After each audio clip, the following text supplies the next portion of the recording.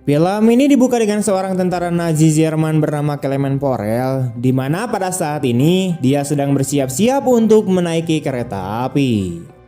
Namun sebelum berangkat, dia sempat bertemu dengan istrinya bernama Catherine yang mengungkapkan bahwa saat ini dirinya sedang hamil. Clement sangat gembira karena sebentar lagi dia akan memiliki bayi. Clement juga kemudian menyapa putrinya yang bernama Lisa dan ia berjanji bahwa dia akan kembali untuk merayakan Natal. Aber jetzt zum letzten Mal, Herr Oberleutnant. Einsteigen! Gebrochen und wird nicht gebrochen. Wird nicht gebrochen. Ich komme bald wieder zurück. Weihnachten bin ich wieder zurück.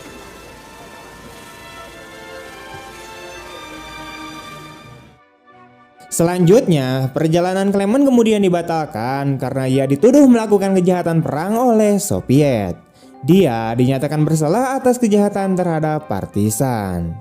Dan pada tahun 1945 dijatuhi hukuman 25 tahun kerja paksa di kamp kerja paksa Gulag di wilayah Siberia Uni Soviet.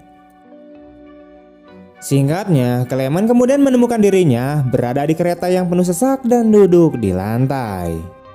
Tak lama kemudian, seorang pria membangunkannya, memberitahunya bahwa ini adalah gilirannya untuk menghangatkan tubuhnya. Semua tahanan harus berjuang hidup dengan kondisi cuaca dingin yang begitu ekstrim dan hanya diberi pakaian dan makanan seadanya. Di mana maka tak heran banyak tahanan yang meninggal setelah perjalanan panjang melintasi benua. Di tempat pemberhentian, masing-masing orang diwajibkan untuk membawa 4 batang kayu. Namun, Clement mulai berhalusinasi melihat istri dan anaknya, di mana hal itu menyebabkan dirinya kehilangan fokus. Sampai-sampai ia tak sadar mengambil lebih dari 4 batang kayu, yang hal itu membuat dirinya diperlakukan kasar oleh tentara Soviet. Jauh setelah adegan ini, di rumah Clement, seorang pengantar surat mengantarkan surat yang kemudian diterima oleh putrinya Lisa. Gadis itu kemudian bergegas memberikannya kepada ibunya, berharap itu dari sang ayah, tetapi surat itu bukan berasal dari Clement, melainkan dari Palang Merah. Mereka mengatakan meskipun Clement ada dalam daftar pencarian, namun tak ada informasi tentang pengadilan militer Rusia, di mana itu artinya Palang Merah tidak tahu apa-apa. Sementara itu, bayi yang dikandung oleh sang istri ternyata kini telah lahir dan berjenis kelamin laki-laki. Di sisi lain, akhirnya para tahanan meninggalkan stasiun dan berjalan dalam antrian panjang dalam cuaca dingin, di mana mereka harus berjalan sejauh 2000 km untuk mencapai penjara tersebut, dan bahkan banyak dari mereka yang kelelahan dan akhirnya pingsan dan mati membeku.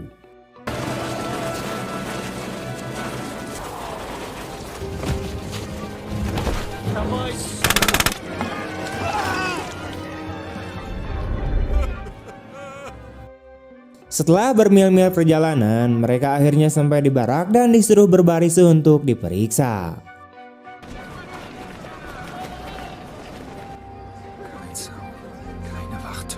Sementara itu, Clement kemudian mendengar suara kapal dan ia menyadari bahwa pasti ada pelabuhan di dekatnya.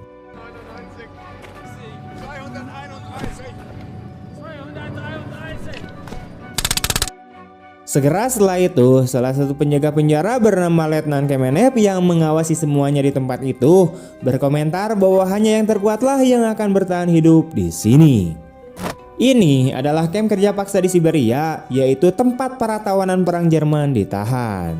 Meskipun tidak ada pagar atau penjagaan yang ketat, tetapi sejauh tempat ini didirikan, tidak ada satupun tahanan yang berani melarikan diri.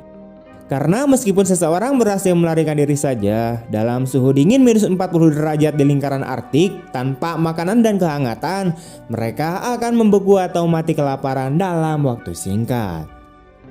Namun tentara satu Nazi ini yaitu Clement bertekad untuk membebaskan dirinya dan pulang ke rumah menemui istri dan keluarganya.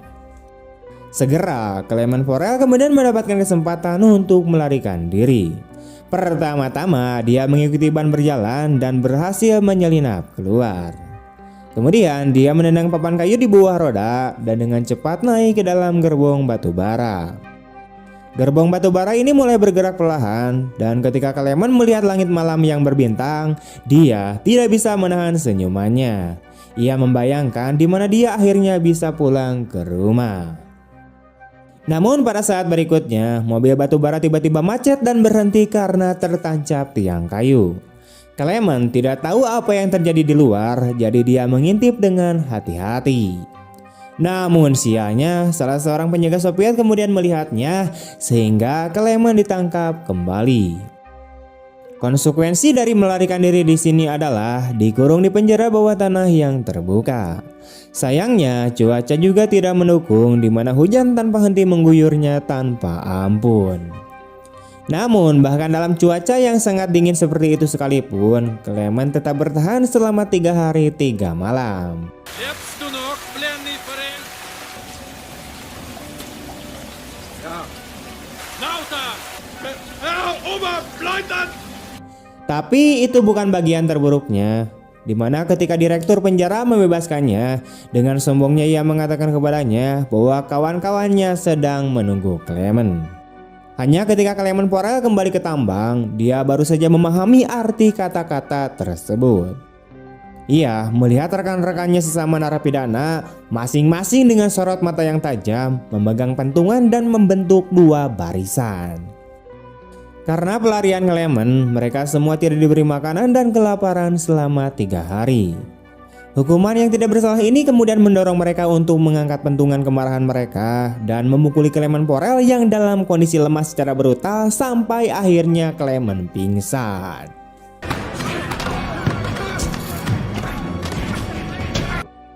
Setelah itu, Clement Porel kemudian dibawa ke ruang perawatan.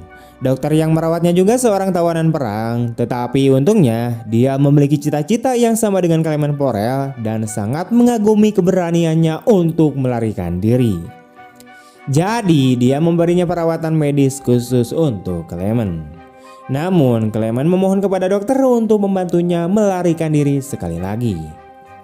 Dokter kemudian mengatakan kepadanya bahwa tidak mungkin melarikan diri dari tempat yang terletak di lingkaran Arktik Siberia ini, di mana bahkan di masa lalu saja siapapun yang mencoba melarikan diri biasanya berakhir dengan kematian. Dokter ini juga mengungkapkan sebuah rahasia yang mengejutkan kepada Clement, di mana bahkan mereka yang tidak berniat melarikan diri sekalipun pada akhirnya akan mati juga. Ini karena mereka menggali logam berat setiap hari, dan paparan timbal dalam jangka waktu yang lama pasti akan menyebabkan kematian karena keracunan timbal. Karena kematian tidak dapat dihindari, dokter kemudian menyarankan untuk mengambil kesempatan dan mencoba melarikan diri untuk keberuntungan yang lebih baik. Bertekad untuk membantu sampai akhir, sang dokter kemudian memutuskan untuk membantu Clement melarikan diri. Dia dengan cepat melepas sweaternya dan mengambil sepatu buat bulu dan pakaian hangat dari lemari. Lalu ia menyuruh Clement Porel untuk segera mengenakan pakaian tersebut. Dokter memberitahunya bahwa ada persediaan makanan tersembunyi di sepanjang jalur kereta api. Ia juga kemudian memberinya pistol, mendesaknya untuk menggunakannya bila perlu. Perbekalan ini awalnya disiapkan oleh dokter itu sendiri untuk pelariannya sendiri. Namun sebulan yang lalu dia didiagnosis menderita kanker, dan dengan kondisi yang lemah seperti itu dia tidak akan mampu bertahan dalam cuaca dingin yang ekstrim. Dokter juga kemudian memberikan Clement Porel sebuah kotak makan siang dengan alamat rumahnya tertulis di atasnya. Dia mempercayakannya kepada Clement Porel untuk memberitahu keluarganya tentang kematiannya jika Clement Porel cukup beruntung untuk berhasil melarikan diri. Dengan itu, Clement kemudian menginjakan kakinya di jalur pelarian sekali lagi di bawah naungan malam.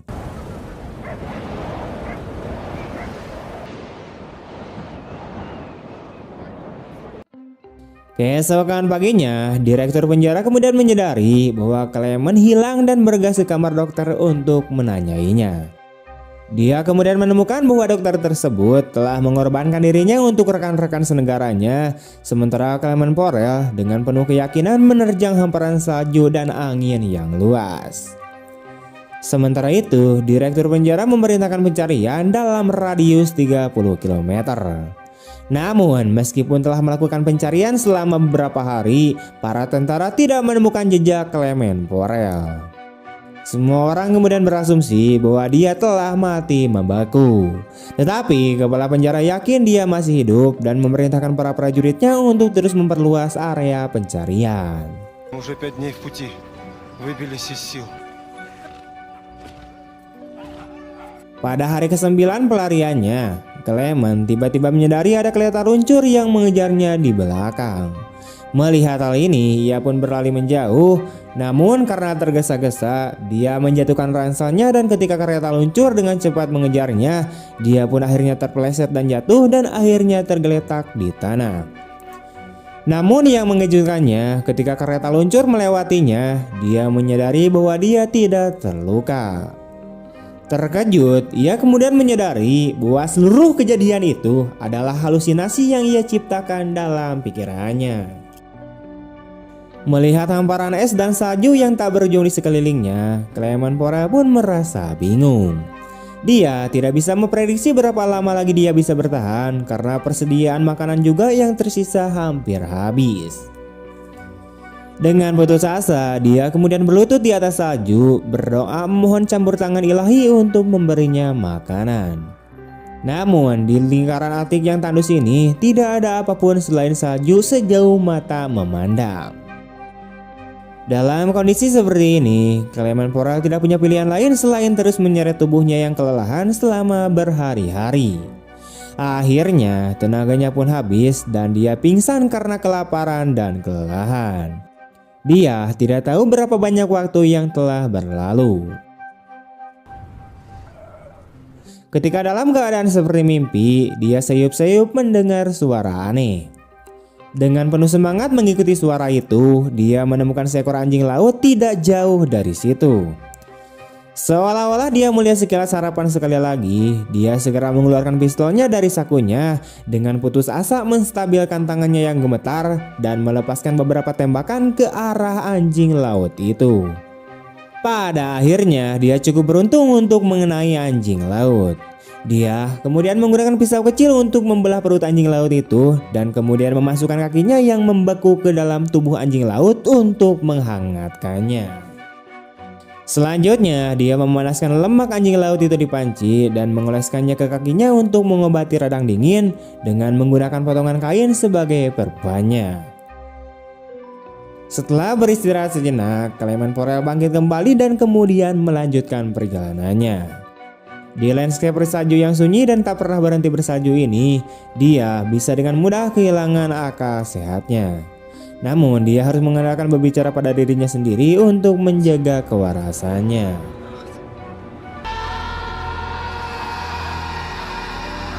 Untuk menghindari tersesat, ia menggunakan kompas untuk mengoreksi arahnya setiap kali ia berjalan. Setelah beberapa hari perjalanan, dia kemudian melihat sebuah pohon kecil di salju. Clement Porel diliputi kegembiraan dan berjalan ke arahnya, memeluk pohon itu seolah-olah dia telah menggenggam tali penyelamat. Hal ini mengindikasikan bahwa setelah 2 bulan pelarian yang sulit, pada dasarnya ia telah meninggalkan lingkaran Arktik yang dingin. Sementara itu, sipir penjara menolak untuk menyerah dan terus memperluas jangkauan pencarian, mengeluarkan pemberitahuan buronan dan memberikan pos-pos pemeriksaan.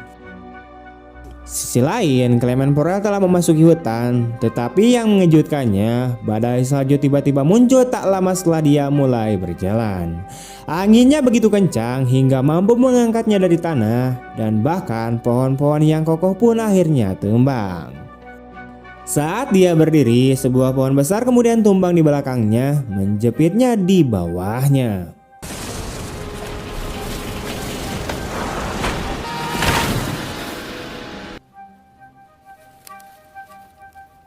Untungnya, 2 penumpang emas yang sedang melintas kemudian menyelamatkan Clement Porel dari kesulitan itu. Maka mereka bertiga saling membantu dan mendukung satu sama lain saat mereka melakukan perjalanan bersama. Saat musim peremajaan tiba, mereka memutuskan untuk melakukan perjalanan menyusuri sungai dengan rakit darurat. Mereka menikmati pemandangan yang indah dan terlibat dalam percakapan yang hidup, berbagi kisah hidup mereka. Namun sungai tiba-tiba menjadi bergejolak dan Clement Porel dan Mater tidak bisa mengendalikan arah rakit. Akhirnya Sam John kehilangan keseimbangan dan jatuh ke dalam sungai. Melihat Sam John hampir tenggelam oleh air yang deras, Clement Porel tidak menghiraukan keselamatannya sendiri dan ia segera melompat untuk menyelamatkan Sam John. Sempat terjadi pergulatan, namun ia berhasil menarik Sam John kembali ke daratan.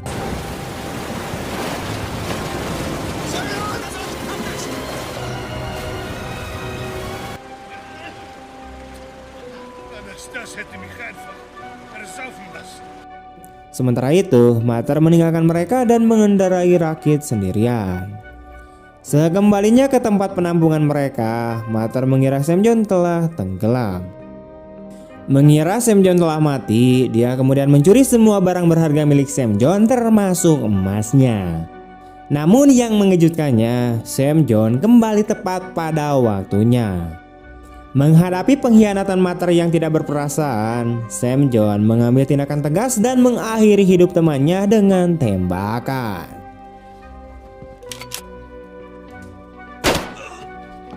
Warum hast du ihn umgebracht? Die Wölfe werden das schon erledigen. Kedua sahabat yang tersisa kemudian mengemasi barang-barang mereka dan memulai perjalanan mereka sekali lagi. Tak lama kemudian, musim dingin telah tiba dan perjalanan pulang ke rumah menjadi semakin sulit. Clement Porel berniat untuk berbagi beban dengan Sam John, namun Sam John mengira bahwa niatnya itu adalah upaya untuk mencuri emasnya. Dengan gerakan cepat, Sam John kemudian menghantam Clement Porel dengan tasnya, membuatnya jatuh dari gunung. Schritt für Schritt. Gib mir dein Gepäck. Nur für einen! Ah!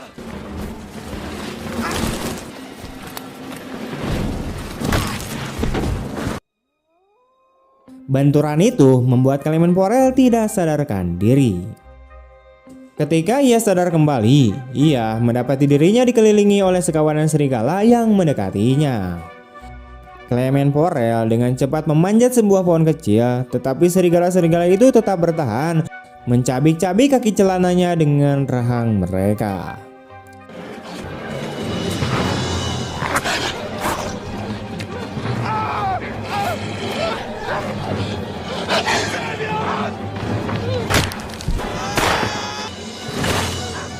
Terlepas dari usahanya, pohon itu akhirnya patah dan dia hampir saja menjadi santapan serigala-serigala itu. Pada saat itu, suara tembakan terdengar dari kejauhan. Beberapa serigala kemudian terbunuh dan ternyata para penggembala lokal datang untuk menyelamatkan Clement. Mereka membawa Clement kembali ke desa mereka, di mana para penggembala yang penuh kasih kemudian merawatnya. Dengan bantuan mereka, tubuh Clement dengan cepat pulih dan kehangatan yang dia alami setelah sekian lama membuatnya merasa sangat hidup.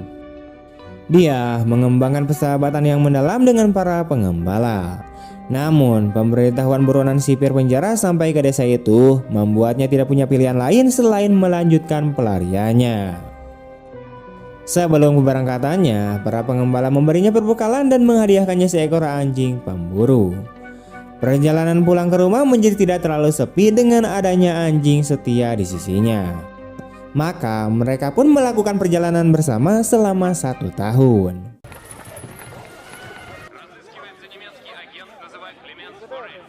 Ему вот такой маленький костюм хватит. Вот моя собака тебя любит.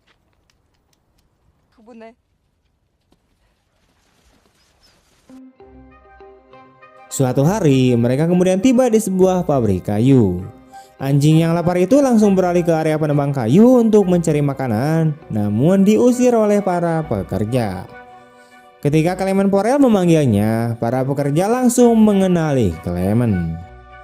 Pemilik pabrik kayu pertama-tama menawarinya makanan dan minuman, dan kemudian mengatur agar Clement Porel naik kereta api menuju Jerman.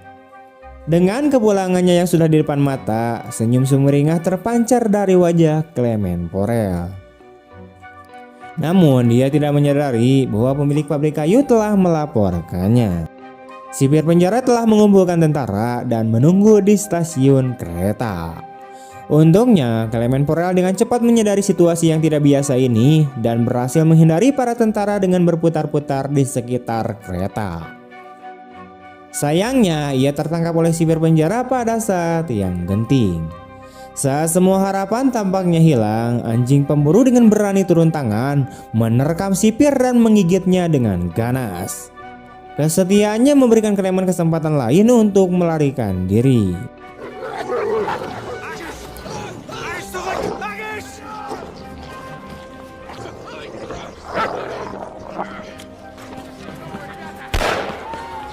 Mendengar suara tembakan di belakangnya, anjing pemburu itu ditembak mati. Clement Porel tidak bisa larut dalam kesedihan itu dan terus berlari. Pada saat terdesak, dia kemudian naik ke jembatan penyeberangan dan melompat ke kereta api yang sedang melintas, di mana ia sekali lagi berhasil lolos.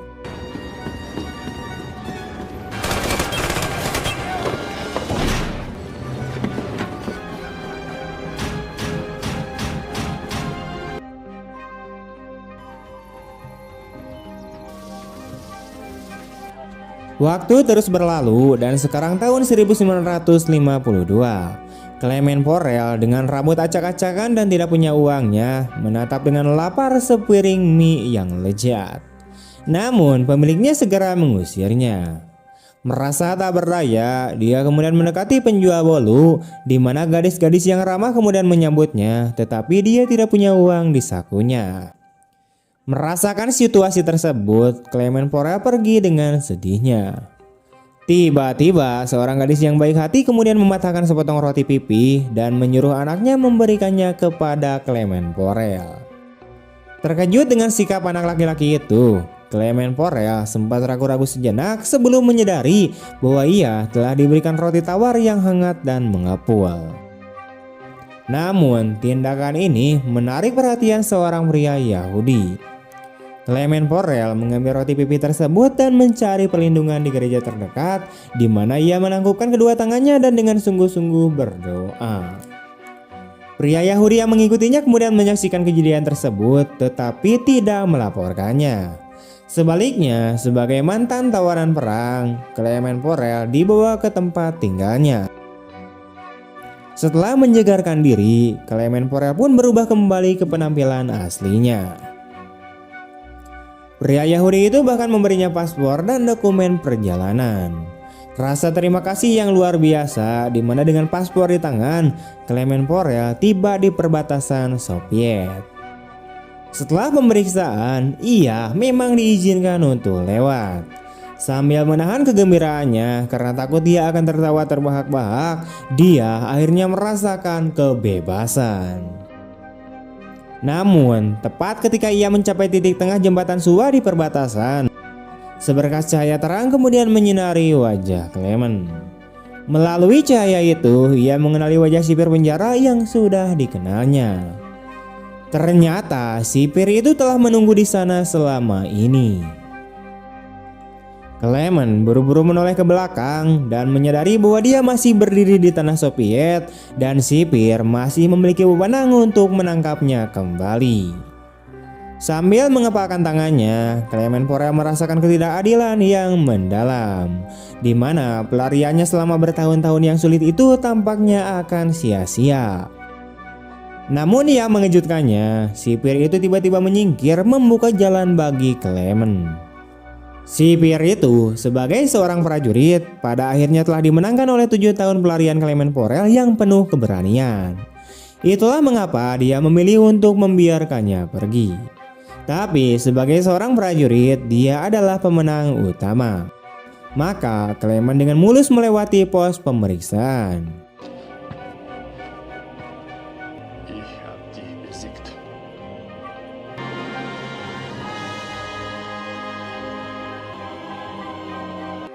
Mengatasi berbagai rintangan, dia akhirnya kembali ke rumah yang dirindukannya. Ia mengamati setiap gerak-gerik keluarganya dari luar jendela, dan pemandangannya yang mengharukan itu membuat Clement Porel sangat terharu. Pada saat itu, istri dan putrinya bersiap-siap untuk pergi ke gereja untuk berdoa, dan Clement Porel diam-diam mengikutinya di belakang mereka.